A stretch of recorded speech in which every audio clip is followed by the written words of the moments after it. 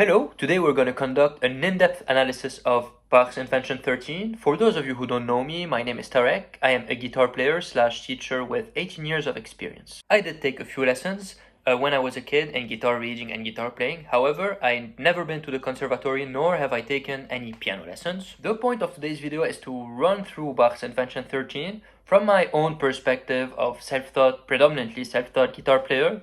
And I will go through it on the piano in order to demonstrate how to achieve learning or taking on such a task and benefiting from the informational content that this piece holds. Finally, I will play the piece at a lower speed because it is hard to match, and this will come in handy when we come to analyze its corners. If you don't mind, we can get cracking with a warm-up exercise. A warm-up exercise I would like to call Can You Side The?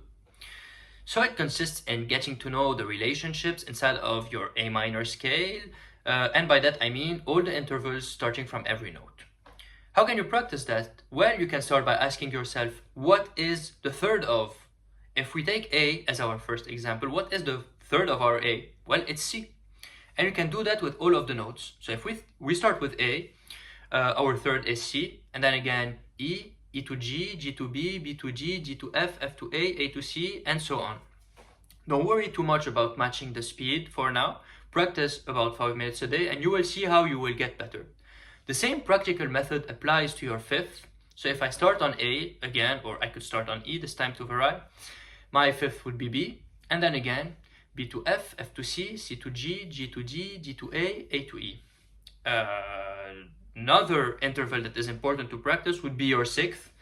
So let's say we start on D. The sixth of my D is B, and so on. B to G, G to E, E to C, C to A to F, and so on. The last important interval I would recommend to practice would be your fourth.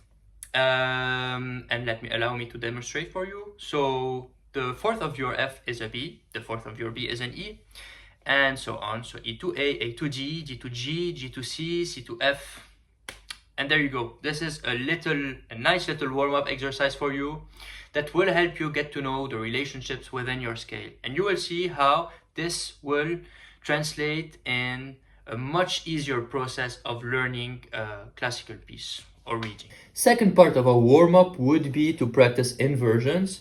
So you know that we are in A minor. Therefore, we would like to practice the chords and the inversions of the chords inside of A minor. How can we do that? Well, we can start by citing the inversions.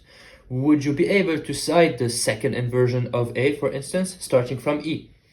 Because the first inversion would be starting from C, and the second inversion would be starting from E. So therefore, if I would like to play an A minor chord starting from E, I have to know, and I must know, that an E to A is a fourth. That is why we set our first warm-up in the first place of our practice. So therefore, now we would like to play an A second inversion starting from E, and we are going to start by pushing our finger on E and moving up a fourth to A. So this is the first part of our inversion. The second part would be going from A to C in order to complete the chord, which is made of 3 notes, A, C, E. So therefore, starting from E, a fourth to A, and then a minor third to C. And this is my A second inversion. Now we can try another chord. Let's take D, a fourth from A, and start from there. But this time we want to do D first inversion. How do we proceed? Does anyone know? So in order to proceed with the completion of that exercise, we want to put our finger on F. And this time we're going to start our chord from F, which is the second note of my D and the first inversion. So F to A is a major third because D is a minor chord. And A to G is a fourth. And now we have our D first inversion. One last example. So let's take, for instance, C. And we want to do a C first inversion. Then again, we must start on the second note of C. That is how we proceed with our first inversion. So we put our finger on E. And we know that C is a major chord, therefore E to G is a minor third. And then we proceed by completing the chord. G to C is a fourth. And altogether we have a C first inversion, and it sounds like that. I would strongly recommend to practice all of your diatonic chords in that fashion, going first inversion and second inversion for all the chords. The next step to consider for your warm-up would be to review the concept of harmonic minor. The harmonic minor, for those of you who don't know, is the slightly altered scale from a minor scale. So if we have a normal A minor scale, which goes A, B, C, back to A, so A, B, C, D, E, F, G, A. The harmonic minor features in a major 7, therefore the G becomes a G sharp, and it will sound something like that.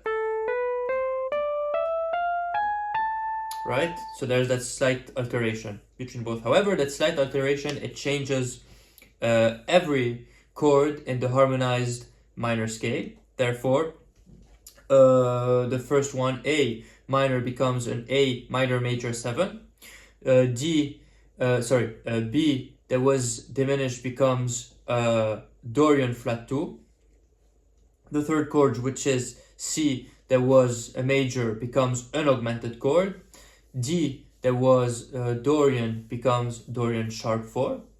The fifth that was Phrygian becomes Phrygian dominant. The sixth, which is F, that was a Lydian, becomes a Lydian sharp 2. And the last chord, which was Mixolydian, becomes a full diminished chord. Therefore, it would be nice for you to get familiar with this concept and be able to identify the order of the notes in your harmonic scale in order to understand harmonic sequences of a piece, classical piece. You must remember them because knowing your chord degrees will come in handy when finding yourself in a piece or attempting at analyzing a piece, for the merest fact that music moves in sequences, and therefore knowing your degrees will help you have pinpoints and corners around the movement of the music. Let me demonstrate with a simple example in order to illustrate what I mean. So if we start with a small progression that starts on A and moves in fourth, we can get something like that.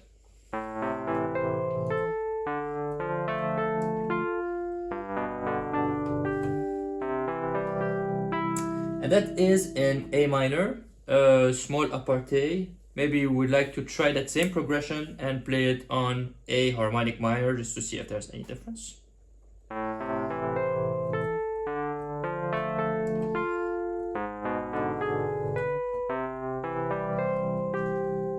Could you feel the difference?